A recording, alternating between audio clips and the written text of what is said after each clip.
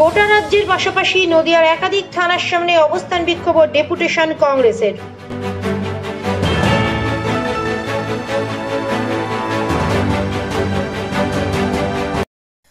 This video is for information and knowledge purpose only.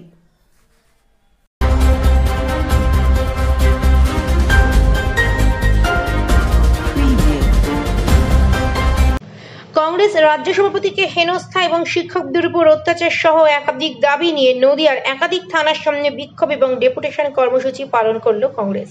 Nadia জেলা শহর কংগ্রেসের পক্ষ থেকে থানার সামনে বিক্ষোভ দেখানো হয়।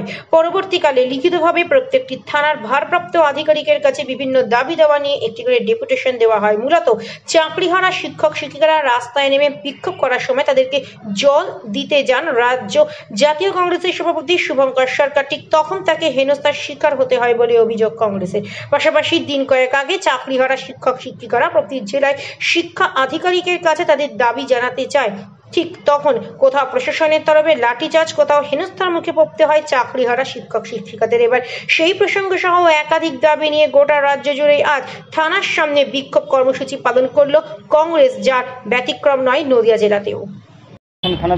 আজকে আপনারা জানেন যে কিছুদিন আগে আমাদের সুপ্রিম কোর্টের নির্দেশে 26,000 চাকরি চলে গেছে।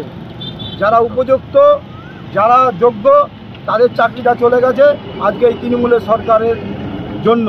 কারণ হচ্ছে তৃণমূল সরকার যাদেরকে কিছু লোকদের টাকা নিয়ে যে চাকরি দিয়েছেন, সেই চাকরি যোগ্যদের মধ্যেও ঢুকে গেছে। তাই সুপ্রিম কোর্ট সেখানে বাছাই করার তাদের নির্দেশ দিয়েছিল, কিন্তু তারা বাছাই করে প্যানেল দেয়নি।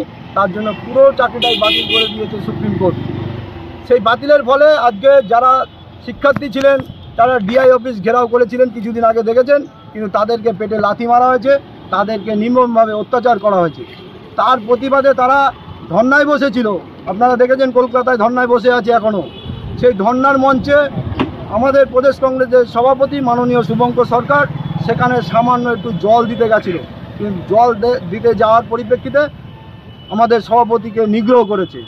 তাই আমরা তার প্রতিবাদে আজকে এখানে থানা ঘেরাও কর্মসূচি, আপনারা দেখেছেন কিছু আগে সব গেট বন্ধ ছিল, কারণ আমাদের কর্মসূচি ছিল 10টা থেকে 12টা। সেই 12টা বেজেছে, তাই তারা গেটটা খুলেছে, তার আগে গেট বন্ধ ছিল।